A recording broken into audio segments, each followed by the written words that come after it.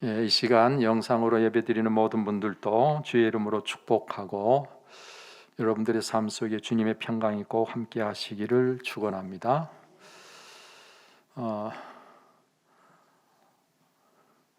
아침 저녁으로 시원한 느낌을 갖습니다.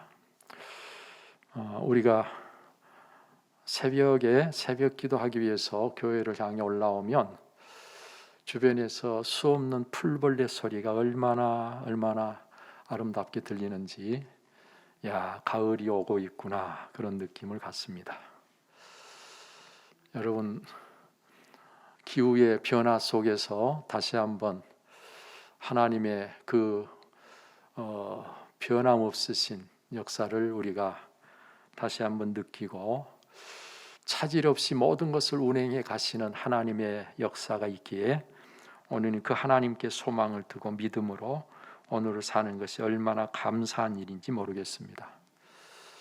오늘 이 감사한 마음을 가지고 요한복음 5장 39절 이하에 있는 말씀을 중심해서 구해야 할 영광이라고 하는 제목으로 이제 말씀을 나누겠습니다. 여호와 하나님께서는 언제나 영광 중에 계십니다. 그리고 그 하나님의 영광은 다른 그 어떤 영광과도 비교할 수 없이 크고 위대하며 매우 탁월한 영광입니다. 여러분, 출애굽기 24장에 가서 보면 하나님과 이스라엘 백성 사이에 피의 언약이 체결됩니다. 그 언약을 체결하고 나서 모세를 하나님께서 하나님의 산으로 불러 올라오라 하십니다. 친히 계명을 기록한 돌판을 주시기 위해서였습니다. 모세가 산에 오를 때 구름이 산을 가리고 여호와의 영광이 그 시내산 위에 머물러 있었다고 성경 기록하면서 그때 구름 가운데서 하나님이 모세를 부르십니다. 이스라엘 백성들은 산 밑에서 그 광경을 보는데 그때 산 위에 여호와의 영광이 마치 맹렬한 불같이 보였다, 그렇게 성경에 기록하고 있습니다. 바울 사도는 부활장이라고 하는 고린도전서 15장 40절 이하에서 하늘에 속한 형체도 있고 땅에 속한 형체도 있으나 하늘에 속한 것의 영광이 따로 있고 땅에 속한 것의 영광도 따로 있으니 해의 영광이 다르고 달의 영광이 다르며 별의 영광도 다른데 별과 별의 영광이 다르도다라고 말씀하므로 그 밝기, 그 크기의 차이를 비유로 해서 영광이 이렇게 다 다르다고 이야기하고 있습니다. 이와 같이 하나님의 영광도요, 다른 영광과 같지 않고 다른 것입니다. 하나님의 영광은 이 세상에서의 모든 영광된 것들을 다 모아 쌓는다 해도 그것과 비교가 안 될 만큼 위대한 것입니다. 하나님의 영광이 해의 영광과 같다고 한다면 이 세상에서의 영광은 이 세상의 모든 영광을 다 모은 총량이라고 해도 반딧불 영광 정도밖에 안 된다. 그러니까 하나님의 영광 앞에서는 이 세상의 그 어떤 영광도 빛을 잃어버린다. 사실 비교가 안 된다. 그런 이야기입니다. 이를 우리가 어떻게 알 수 있겠습니까? 고린도후서 3장 7절 이하의 말씀에 보면 돌에 써서 새긴 죽게 하는 율법 조문의 직분도 영광이 있어 이스라엘 자손들은 모세 얼굴에 없어질 영광 때문에도 그 얼굴을 주목하지 못하였거든. 하물며 영의 직분은 더욱 영광이 있지 아니하겠느냐?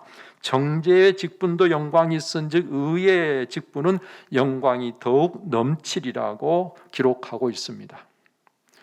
여러분, 모세가 그 얼굴에 가지고 있는 그 영광이 얼마나 강렬했던지 이스라엘 자손들은 그 모세 얼굴을 똑바로 주목해서 볼 수가 없었다 그랬어요. 모세가 하나님을 만나고 내려왔을 때 모세의 얼굴이 그랬습니다. 우리가 해를 똑바로 쳐다보기가 조금 힘들잖아요. 마치 그처럼 모세 얼굴이 그랬던 것 같아요. 그래서 사람들이 모세 얼굴을 쳐다보기가 힘들었어요. 그런데 그 모세의 얼굴의 영광은 곧 없어질 영광이에요.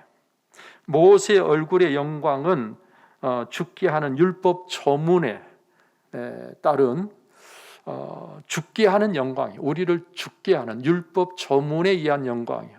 그런데 그 영광에 비하면 의의 직분을 가진, 사람을 죽게 하는 게 아니라 살리는, 복음으로 사람들을 구원하는 직분을 가진, 영적인 직분을 가진 오늘 우리는 얼마나 더 영광스럽겠느냐, 얼마나. 그런데 하물며 이 땅에 모세의 영광보다 더 말할 수 없이 큰 영광이 오늘 우리에게 있을 터인데, 그 영광을 누가 주시냔 말이죠. 하나님이 주시는 것이죠. 그리고 그 영광의 출처가 되신, 영광의 근원이신 여호와 하나님의 영광은 얼마나 크고 얼마나 놀랍겠느냐, 그 말입니다. 그래서 바울 사도는요, 이 세상의 모든 것을 배설물처럼 여기고 오직 하나님의 영광을 위해서 살았던 것입니다. 그리고 그 영광에 참여하기 위해서 그 어떤 고난이라도 피하려고 하지 않고 기꺼이 수용하고 고난 중 오히려 기뻐하라고 했던 것을 볼 수가 있습니다. 그리고 그는 우리를 향해서 그런즉 너희가 먹든지 마시든지 무엇을 하든지 다 하나님의 영광을 위해서 하라고 외치고 있는 것입니다. 여러분, 우리가 이 세상에서는 수고하고 땀을 흘리면 그 대가로 화폐를 지불하기도 하고 또 지불받기도 하지요. 이를 모두가 당연하게 여깁니다. 자, 그런데 놀라운 것은 믿음으로 구원의 은혜를 입어서 이 세상을 살고 있는 우리 그리스도인들은 하나님의 일을 하며 많이 수고하고 땀을 흘려 참으로 어떻게 저럴 수가 있을까 싶을 정도로 애를 씁니다. 그런데 아무런 대가를 요구하지 않지요. 아무런 대가를 요구하지 않고 엄청 수고하고 엄청 땀을 흘립니다. 그리고 이것을 너무 당연스럽게 생각합니다. 왜 그럴까요? 세상 사람들이 볼 때는 도무지 이해가 안 되지요. 세상 사람들이 볼 때는 참 어떻게 보면 한심하지요. 여러분, 그런데 우리 그리스도인들은 하나님을 위해서, 하나님의 나라를 위해서 일하는 것이요, 너무 당연한 것이고요, 아무리 많이 수고를 해도 그 누구에게도 대가를 원하지 않습니다. 그것은 하나님께로부터 이미 받은 은혜가 사실 너무 크기 때문입니다. 우리가 대가를 요구할 수 없을 만큼 오히려 받은 은혜가 훨씬 더 크고 놀랍기 때문에 우리는 감히 대가를 생각할 수가 없는 것입니다. 그런가 하면 하나님의 일은요, 사실 영적인 영원하신 내 아버지의 일이지 않습니까? 내 아버지 일을 하는데 누구한테 대가를 원하겠어요? 말이 안 되는 것이죠. 그 아버지로부터 모든 것을 다 은혜로, 공짜로, 선물로 다 받아 누릴 텐데 그 아버지의 일을 하면서 무슨 대가를 바라겠느냐, 그 말이죠. 그런가 하면 그 무엇보다도 하나님의 일을 한다는 것은 너무너무 영광스러운 것입니다. 내가 하나님의 일에 쓰임 받는다는 것이 사실 말이 안 될 만큼 나는 자격이 없는 사람임에도 불구하고 하나님의 일에 참여시켜 주셨다는 것은 우리가 얼마나 영광스러운 일인지 모른다, 그 말이죠. 그 영광스러움 그것 한 가지만으로도 우리는 이미 받을 보상을 다 받았다고 할 수 있을 만큼 영광스러운 것이다. 이를 세례 요한은 누가복음 3장 16절에서 나보다 능력이 많으신 이가 오시나니 나는 그의 신발끈을 풀기도 감당하지 못하겠노라 그랬어요. 여러분, 세례 요한은 예수님보다 앞서 와서 자기 뒤에 오신 그 예수 그리스도를 위해서 자기의 것들은 다 포기하고 빈 들에서 메뚜기와 석청을 먹으면서 예수 그리스도의 오심을 증거하고 예수 그리스도 오실 길을 닦고 예비했던 인물인데 그는 자기 뒤에 오신 그분을 어떻게 생각하고 있었는고 하니 그분의 신발끈을 풀어드리는 종으로서도 자기는 그 일을 감당할 수 없는 자라고 고백하고 있단 말이죠. 바울 사도 역시 고린도전서 15장 9절에서 나는 사도 중에 가장 작은 자라 나는 하나님의 교회를 박해하였으므로 사도라 칭함 받기를 감당하지 못할 자니라. 감당할 수 없는, 자격이 안 되는 그런 자를 하나님께서 불러 써주신다고 하는 것이 얼마나 감격스럽고 얼마나 영광스러운 일이냐, 그런 말입니다. 이들은 돈을 벌기 위해 일하는 그 누구보다도 실제로 더 열심히 사명을 수행하다가 죽임을 당하기까지 했습니다. 그러면서도 이 땅에서는 아무런 대가를 받지 못했습니다. 그러면 무엇을 위해서 그렇게 살았습니까? 무엇을 위해서 그렇게 일했습니까? 오직 하나님의 영광을 위해서, 하나님의 영광을 위해서 그렇게 살았고 그렇게 죽었습니다. 이렇게 할 때 하나님의 그 영광에 함께 참여하게 되기 때문에 그랬던 것입니다. 여러분, 오늘 성경 본문에 보면 예수님께서 너희가 성경을 연구하는 목적이 영생을 얻고자 해서인데 그 성경이 나에 대해서 증언하고 있다. 여러분, 그래서 누가복음 24장에도 보면 예수님께서 부활하신 후에 엠마오로 내려가고 있는 두 제자를 길에서 만나서 대화를 나누셨습니다. 그때 예수님께서 어떻게 하셨는가? 모세와 모든 선지자의 글로 시작하여 모든 성경에 쓴 바 자기에 관한 것을 자세히 설명하시니라 그랬어요. 모세의 글, 모세 오경, 그리고 선지자들의 글, 구약의 모든 선지서들, 이 모든 내용들 속에서 예수님은 자기에 관한 것들을 자세히 설명하셨다. 여러분, 성경은 오직 예수 그리스도를 중심에 두고 그분을 증언하고 있는 책 아니겠습니까? 그래서 예수님께서 이렇게 말씀하고 계신 것이죠. 자, 그런데 영생을 얻고자 성경을 연구하면서 너희가 그 영생을 얻기 위해서 내게 오기를 원하지 않는다.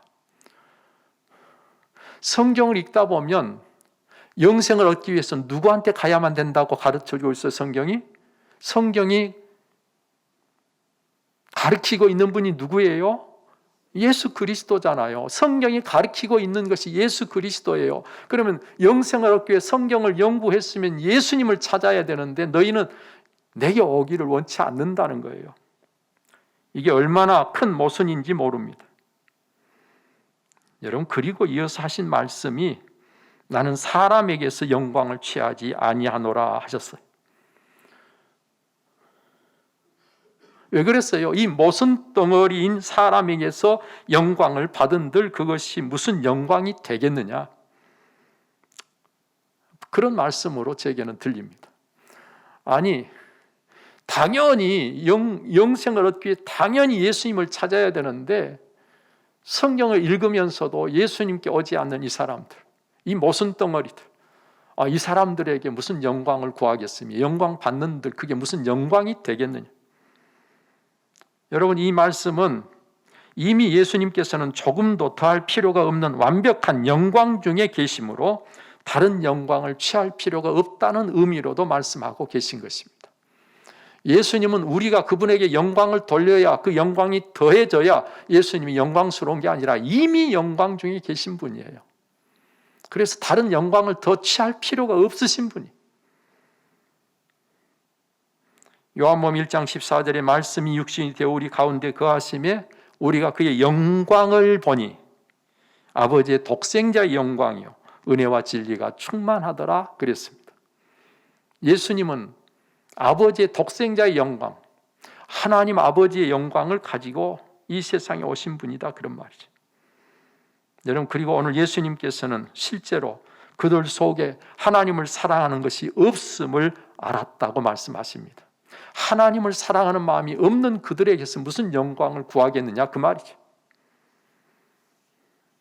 그리고 거기 44절에 가서 매우 중요한 말씀을 하시고 계십니다. 44절 말씀 우리 같이 한번 크게 읽겠습니다. 너희가 서로 영광을 취하고 유일하신 하나님께로부터 오는 영광은 구하지 아니하니 어찌 나를 믿을 수 있느냐? 어찌 나를 믿을 수 있느냐? 우리는 이 말씀에서 하나님께로부터 오는 영광을 구하는 자라야 예수님을 믿을 수 있다는 사실을 깨닫게 되는 것입니다. 이는 곧 하나님의 영광을 위하여 살려고 해야 예수님을 믿을 수 있다는 말씀이죠.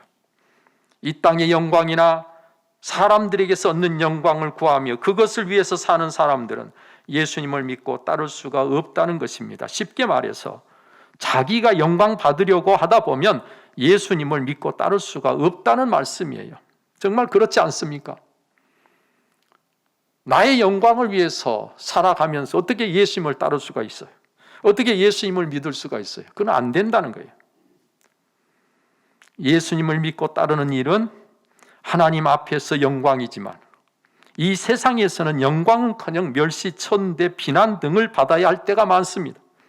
그래서 지금 당장에 좋은 것을 원하는 현실적인 사람은 예수님을 믿고 따를 수가 없는 것이죠.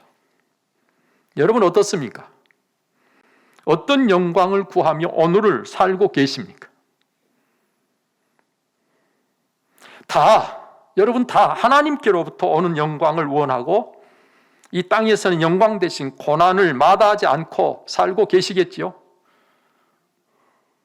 그래야 맞잖아요.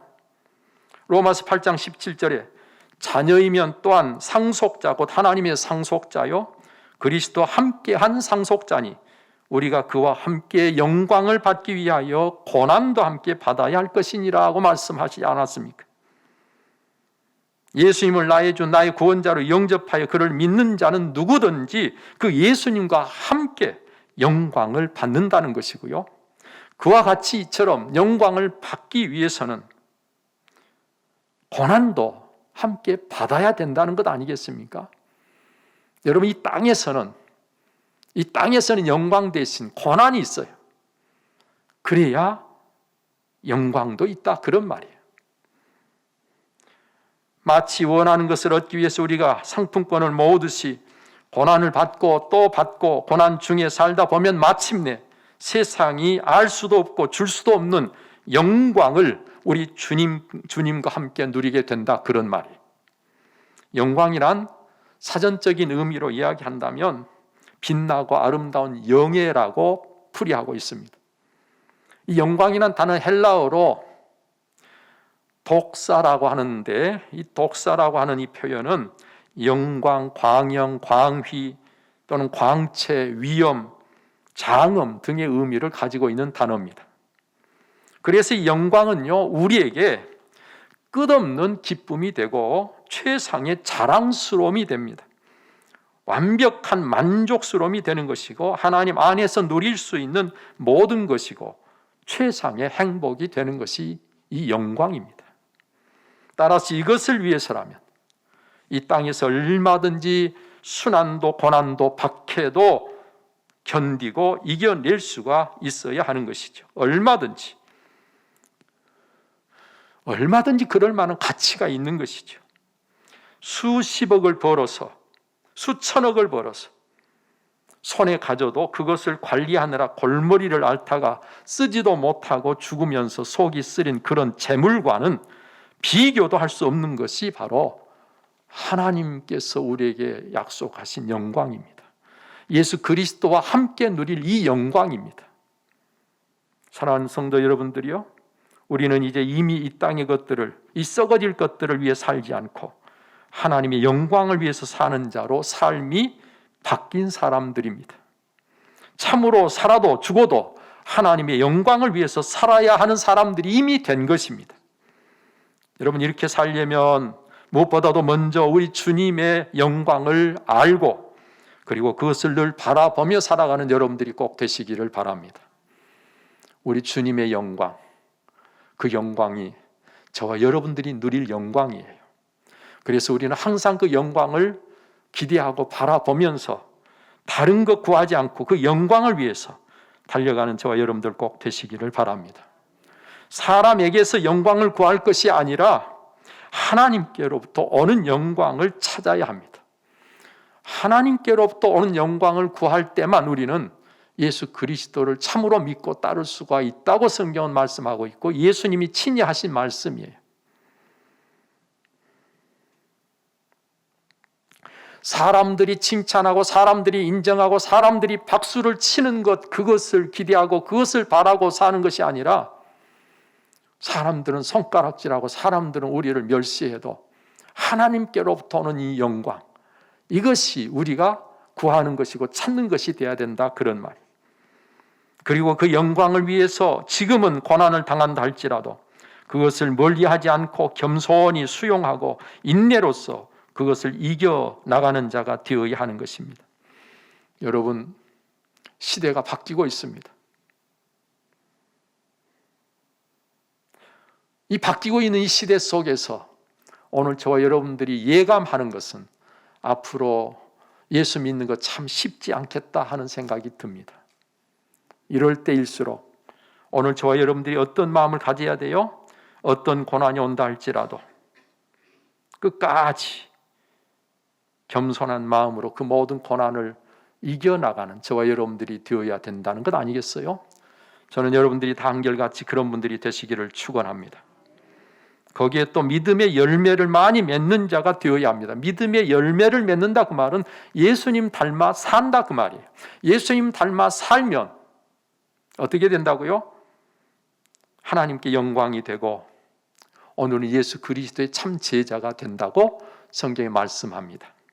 요한복음 15장 8절에 그렇게 말씀했지요. 너희가 열매를 많이 맺으면 내 아버지께서 영광을 받으실 것이요 너희는 내 제자가 되리라. 여러분, 8월은 특히 교회의 영광을 회복하는 달입니다. 이를 위해서 우리 한 사람 한 사람이 하나님께 영광을 돌리는 삶을 힘쓰는 달이 되어야 하는 것이 얼마나 당연합니까? 영광의 반대는요, 욕이 되는 것입니다. 부끄러움이 되는 것입니다. 우리가 진리를 쫓아 바르게 사는데 욕을 한다면 그것은 욕이 되는 게 아니라 영광이 되는 것입니다. 그건 부끄러운 것이 아닙니다. 그러나 우리가 잘못 살아서 욕을 먹는다면, 우리가 잘못 살아서 부끄러움을 당한다면 하나님 앞에 영광을 돌려야 할 우리가 정반대로 잘못 사는 것 아니겠어요? 오늘 하나님께서 저와 여러분들을 지켜보십니다. 그리고 저와 여러분들이 하나님의 자녀 된 것이 하나님께서 참 너무 자랑스럽다. 누구야, 네가 내 자녀가 된 것이 내가 너무 자랑스럽다, 그렇게 생각하시도록 살아야 된다는 거예요. 그런데 반대로 참 저걸 자녀 삼았더니 저 꼴이 뭐야, 제가 내 자녀가 된 게 너무 부끄럽다. 하나님께서 그렇게 부끄럽게 여기시는 자녀가 되면 안 된다는 거죠. 어떻게 하면 내가 하나님 앞에서 자랑스러운, 하나님을 영광스럽게 할 수 있는 그런 자녀로 오늘을 살 수 있을까? 다시 한번 여기에 마음을 두고 우리 모두 함께 먹든지 마시든지 무엇을 하든지 하나님의 영광을 위해 살아가는 그런 저와 여러분들이 꼭 되시기를 바랍니다. 기도하겠습니다. 살아계셔서 역사하시는 아버지 하나님, 감사합니다. 오늘도 하나님께서 이 거룩한 주의 날을 허락해 주시고 우리로 하나님께 예배케 하시니 참으로 감사합니다. 하나님 주신 말씀을 따라 오늘 우리가 어떻게 살아야 할 것인지를 다시 한번 되돌아보며 예수 그리스도 안에서 하나님께서 약속하신 영광을 기대하고 오늘 또 우리가 오직 영광된 삶을 더욱 힘쓰는 주의 자녀들 꼭 되게 하여 주옵소서. 하나님, 땅의 것을 구하고 땅의 것을 찾다가 망하는 자가 되지 않게 하시고 위로부터 하나님께로부터 오는 이 영광을 구함으로 우리가 지금은 힘들어도 지금은 어려워도 하나님 앞에 서는 그날에 이 세상의 모든 수고가 다 보상받고 얼마든지 영원토록 하나님과 함께 영광 중에 거할 수 있는 우리 모두가 꼭 되게 하여 주옵소서. 이 모든 우리 주 예수 그리스도 이름으로 기도하옵나이다. 아멘. 이제는 우리에게 참 생명 되시고 우리의 구원이신 주 예수 그리스도의 은혜와 독생자라도 아낌없이 내주신 하나님의 그 특별하신 사랑과 성령의 감동, 감화, 교통, 그 충만하심이 오직 하나님의 영광을 위해서 이 땅에서는 고난이라도 마다하지 않고 주님 가신 길 함께 가기를 원하는 우리 사랑하는 온 성도님들 심령 위에, 저들의 가정과 그 모든 생업 위에 이제로부터 영원토록 함께 하시기를 간절히 축원하옵나이다. 아멘.